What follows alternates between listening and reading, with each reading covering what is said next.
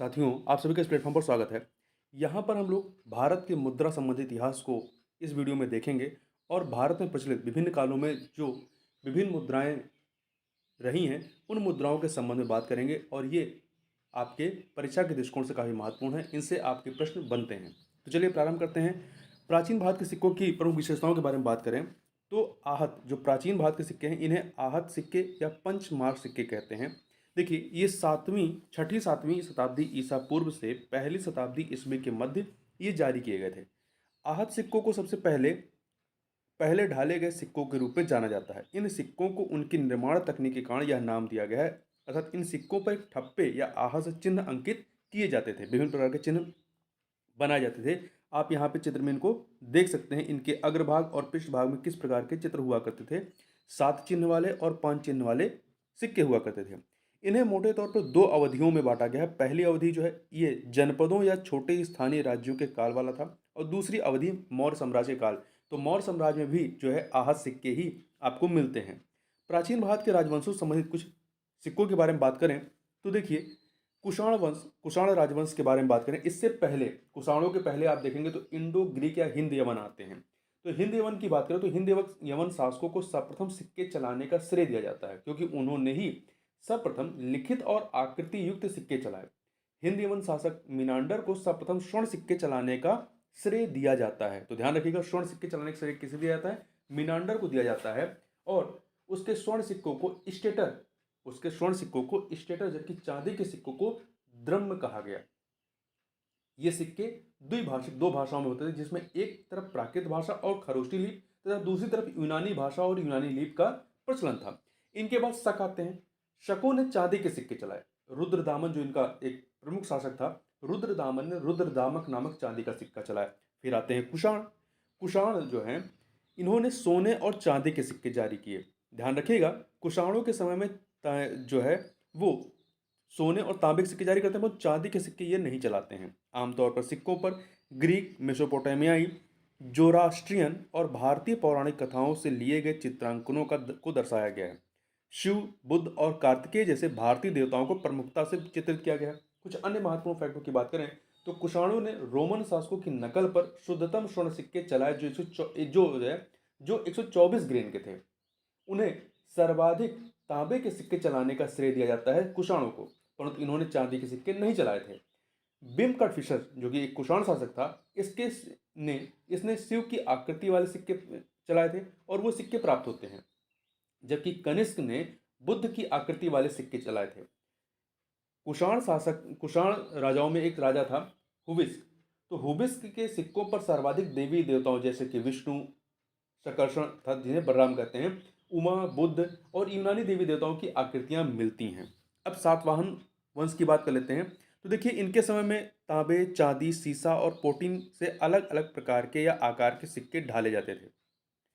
तांबे, चांदी, सीसा और पोटीन, इसमें स्वर्ण सिक्कों की बात नहीं आ रही है। सिक्कों पर प्रतीकों, रूपांकनों, चित्रों और प्रसिद्ध नायकों को दर्शाया जाता था। हाथियों, शेरों, बैलों, घोड़ों आदि जैसे जीवों को अक्सर प्रकृति के रूपांकनों जैसे कि पहाड़, वृक्ष आदि के साथ दर्शाया जाता था। देखिए, सातवाहन शासक यज्ञश्री सातकर्णी के सिक्कों पर शंख, जलयान, मछली आदि की आकृतियां मिलती हैं। इसके इस काल में देखिए, मतलब सातवाहन काल में जो स्वर्ण सिक्के थे उन्हें निष्क, सुवर्ण और पल कहा जाता था। निष्क, सुवर्ण और पल। चांदी के सिक्कों को धरण, पुराण और शतमान कहा जाता था। तो ये हो गए आपके सातवाहनों के समय के सिक्के। अब पश्चिमी क्षत्रप के समय की बात कर लेते हैं। तो सिक्कों पर सामान्यतः ग्रीक और ब्राह्मी लिपि में मुद्रा लेख लिखे होते थे। सिक्कों पर खरोष्टी लिपि का भी उपयोग किया जाता था पश्चिमी क्षत्रप काल में। पश्चिमी क्षत्रप के सिक्के पुराने सिक्के हैं जिन पर तिथियां सबसे पुराने सिक्के, ध्यान रखिएगा, पश्चिमी क्षत्रप के सिक्के सबसे पुराने सिक्के हैं जिन पर तिथियां अंकित रही हैं, जिन पर तिथियां अंकित मिलती हैं। इसके अतिरिक्त अन्य सिक्के जो कि मौर्योत्तर और पूर्व गुप्त युग के मध्य के काल में प्रचलित थे, उन सिक्कों की बात करें तो पंजाब में अलग अलग कबीलाई गणराज्यों और सिंधु गंगा के मैदान में शासन करने वाले राजवंशों ने सिक्के जारी किए थे। योद्धेय वंश, तो योद्धेय गणराज के सिक्के कुषाणों के सिक्कों के डिजाइन और रूपांकन से प्रभावित थे, जबकि वजन में इंडो बैक्टीरियन शासकों के सिक्कों के समान थे। ठीक है। अब गुप्तकालीन सिक्कों की बात कर लेते हैं। कुषाणों की परंपरा का पालन करते हुए अग्रभाग पर राजा और पृष्ठभाग पर देवता का चित्र अंकित किया जाता था। कुषाणों के समय में भी यही होता था, अग्रभाग पर राजा और पृष्ठभाग पर देवता का चित्र। ये देवता भारतीय हैं और ब्राह्मी लिपि में मुद्रालेख लिखे गए हैं। सिक्के अक्सर राजवंशी उत्तराधिकार के साथ साथ महत्वपूर्ण सामाजिक राजनीतिक गतिविधियों जैसे कि विवाह, गठबंधन, घोड़े की बलि या अश्वमेध यज्ञ आदि का प्रमाण देते हैं। अब गुप्तोत्तरकालीन सिक्कों की बात करें तो हिंद यूनानियों, कुषाणों और गुप्तों के अत्यधिक कलात्मक सोने एवं चांदी के सिक्कों के स्थान पर चांदी, तांबे तथा मिस्र धातु के सिक्के ढाले जाने लगे थे गुप्तोत्तर काल में। राजपूत वंशों में प्रचलित सिक्कों पर एक तरफ बैठा हुआ सांड और दूसरी तरफ घुड़सवार अंकित हुआ करते थे। अब दक्षिण भारतीय सिक्कों की बात कर लेते हैं। तो देखिए, सिक्कों पर राजवंशीय प्रतीकों को अंकित किया जाता था, जैसे कि चालुक्य जो शासक थे, इनके समय में वराह, पल्लों के सिक्कों पर वृषभ, चोलों के सिक्कों पर व्याघ्र का, पांड्य और अलूप के सिक्कों पर मत्स्य का तथा चेर के सिक्कों पर जो है धनुष व बाण का और होयसल वंश के सिक्कों पर शेर का चित्रांकन होता था। देवगिरी के यादव शासकों द्वारा जारी किए गए सिक्कों के अग्रभाग पर 8 पंखुड़ी वाले कमल के साथ पदमटंक पदमंटक का अंकन किया जाता था। पृष्ठभाग रिक्त रखा जाता था। वहीं मध्यकालीन विजयनगर काल, जो कि 14वीं शताब्दी से 16वीं शताब्दी ईस्वी के मध्य रहता है, के सिक्कों पर सजावटी विशेषताएं दुर्लभ हैं और देवता लगभग अनुपस्थित रहे हैं। अब मैं मध्यकालीन भारत के सिक्कों की बात कर लेते हैं। मध्यकालीन भारत के सिक्के, तो देखिए, दिल्ली सल्तनत की बात करें तो सोने चांदी और तांबे के सिक्के ढाले जाते थे। यहाँ पर जो चित्र है, इसमें गयासुद्दीन बलबन के समय का 1266 से 1287 के सिक्कों को दिखाया गया है और यहाँ पे खिलजी कालीन सिक्कों को दिखाया गया है। तो देखिए, खिलजी शासकों ने आडंबरपूर्ण उपाधियों वाले सिक्के बहुतायत में जारी किए थे। अलाउद्दीन खिलजी ने सिकंदर अलसानी अर्थात दूसरा सिकंदर की उपाधि वाले सिक्के जारी किए थे। मोहम्मद बिन तुगलक के शासनकाल में दिनार नामक सोने के सिक्के जारी किए गए थे। इसके बाद सोने के सिक्कों में कमी आने लगी थी। लोदियों के समय के अधिकांश सिक्के तांबे और बिलन क्या होता था, चांदी या सोने और तांबे का मिश्र धातु होता था, के बनाए जाते थे। विजयनगर साम्राज्य की बात करें तो विजयनगर साम्राज्य के सिक्के अधिकतर सोने और तांबे के बने होते थे। सोने के अधिकांश सिक्कों के अग्रभाग पर एक पवित्र चित्र और पृष्ठभाग पर राज्य के लेख अंकित होता था। विजयनगर साम्राज्य के महत्वपूर्ण सोने के सिक्कों में भगवान तिरुपति का चित्र अंकित है, अर्थात भगवान वेंकटेश्वर या तो अकेले या अपनी 2 पत्नियों के साथ दर्शाए गए हैं। और वहीं मुगल काल की बात कर लेते हैं तो मुगल कालीन सिक्के काफ़ी हद तक एक अफगान शासक शेरशाह सूरी की रचना थी। इसने दिल्ली पर कुछ समय के लिए शासन किया था। शेरशाह ने चांदी का सिक्का जारी किया था। इसे रुपया कहा गया, जो आधुनिक रुपये का अग्रदूत है। शेरशाह सूरी का जो सिक्का यहाँ पर दर्शाया गया है और ये जो मोहरें हैं, ये औरंगजेब की हैं।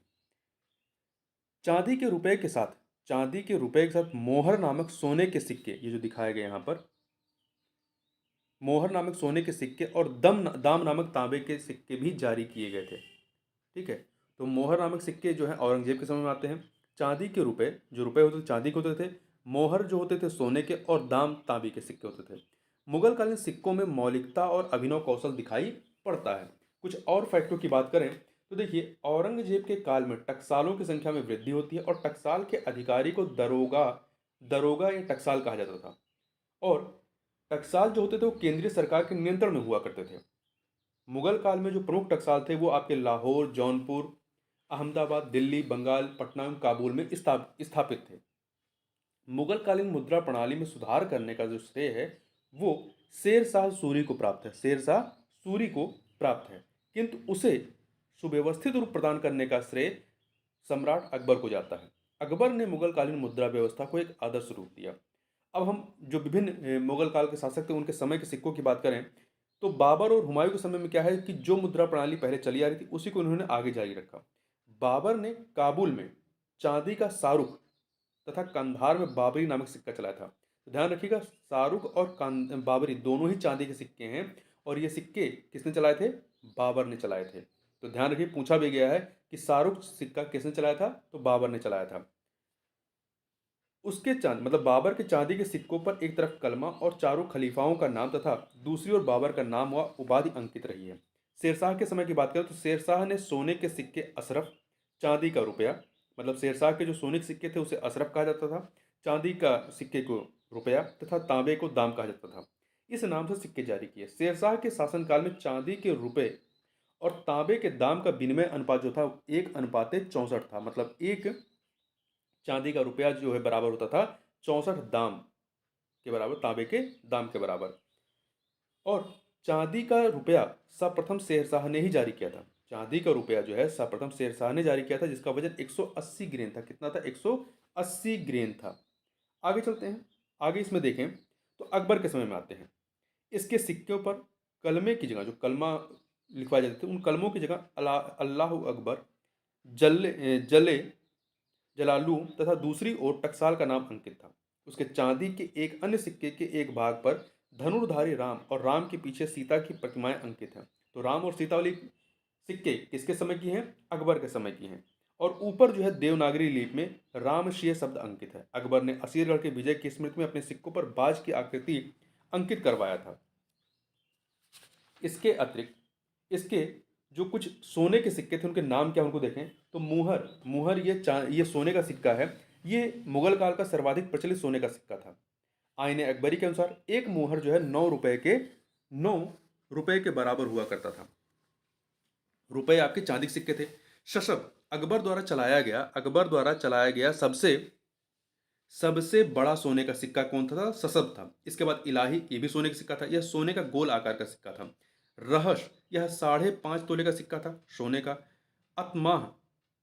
अतमाह, ये लगभग 25 तोले का था। बिनशात लगभग 20 तोले का सोने का सिक्का था। चगुल तथा चगुल तथा लाल ए जलाली ये कम वजन के सिक्के थे, सोने के ही थे। और यदि चांदी के सिक्कों की बात करें तो इसके द्वारा जो चांदी के सिक्के चलाए गए वो है रुपया और जलाली। रुपया शुद्ध चांदी का सिक्का था। इसका वजन 178 ग्रेन था। कितना था? 178 ग्रेन था। तो ध्यान रखिएगा, रुपया और जलाली चांदी के सिक्के थे। अकबर ने सोने चांदी के अलावा अकबर ने दाम और जीतल नाम के तांबे के सिक्के भी चलाए थे। तांबे के अन्य सिक्कों में अधेला, नाम याद रखिएगा, अधेला, पौला व दमड़ी, ये जो है आपके तांबे के सिक्के थे जो कि अकबर ने चलाए थे। दाम, जीतल, अधेला, पौला व दमड़ी। जहांगीर के समय की बात कर लेते हैं तो मुगल शासकों में सर्वप्रथम जहांगीर ने ही राजा की आकृति युक्त जो है सिक्के जारी किए थे। इसने अपने सिक्कों पर अपनी आकृति अंकित करवाई थी। जहांगीर द्वारा जो जारी सिक्के थे उसमें निशार, नूर अफशा और खैर काबुल प्रमुख हैं। निशार, नूर अफशा और खैर काबुल। ठीक है। निसार जो था ये चांदी का सिक्का था जो कि जहांगीर के द्वारा चलाया गया था। निसार चांदी का सिक्का था जो रुपए के चौथाई के बराबर था। जहांगीर व शाहजहां के सिक्कों पर भी पद्यात्मक आख्यान मिलते हैं। पद्य शैली में लिखे हुए आख्यान मिलते हैं। शाहजहां की बात करें तो शाहजहां के काल में दाम और रुपए के बीच एक अन्य सिक्के का प्रयोग होने लगा जो आना कहलाता था। दाम तांबे का होता था, रुपया चांदी का होता था। इसके बीच एक और आ गया आना। 1 रुपए में 16 आने होते थे। औरंगजेब की बात करें तो औरंगजेब ने सिक्कों पर कलमा खुदवाना बंद कर दिया। ध्यान रखिएगा, सिक्कों पर कलमा खुदवाना किसने बंद किया? औरंगजेब ने। उसने अपने कुछ सिक्कों पर मीर अब्दुल बाकी साहबाई द्वारा रचित पद्य अंकित करवाया। उसे कुछ सिक्कों पर अंकित अनेक ध्रुपद प्राप्त होते हैं जिसका विषय शोभा, प्रताप, वर्षगांठ, होली व नायिका भेद है। मुगल काल में सर्वाधिक रुपए की ढलाई जो है वो औरंगजेब के काल में ही होती है। तो ये मुगल काल से संबंधित हो गया। अब हम लोग ब्रिटिश भारतीय सिक्कों की बात कर लेते हैं। सोने के सिक्कों को कैरोलिना, चांदी के सिक्कों को एंगलिना, तांबे के सिक्कों को कप्परून और टिन के सिक्कों को टीनी कहा जाता था। ध्यान रखिएगा, सोने के सिक्के कैरोलिना, चांदी के सिक्के एग्लिना, तांबे के सिक्के कप्परून और टिन के सिक्के टिनी। 1835 के कॉइनेज एक्ट के लागू होने के बाद एक समान सिक्के जारी किए जाने लगे। 1835 के एक्ट के बाद 1835 में नए डिजाइन के सिक्के जारी किए गए थे। इसके अग्रभाग पर प्रिंस विलियम फोर्थ का चित्र तथा पृष्ठभाग पर अंग्रेजी और फारसी में सिक्के का मूल्य अंकित होता था। 1840 के बाद जारी किए गए सिक्कों में महारानी एलिजाबेथ का चित्र अंकित होने लगा था।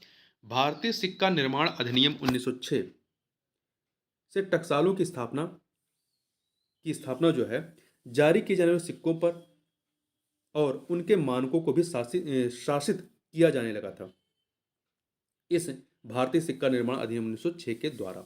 तो इस प्रकार से यहाँ पर हम लोगों ने सिक्कों के बारे में, भारतीय सिक्कों के इतिहास के बारे में महत्वपूर्ण जानकारियों को देखा। तो इस वीडियो में बस इतना ही। मिलते हैं नेक्स्ट वीडियो में, तब तक के लिए बहुत बहुत धन्यवाद।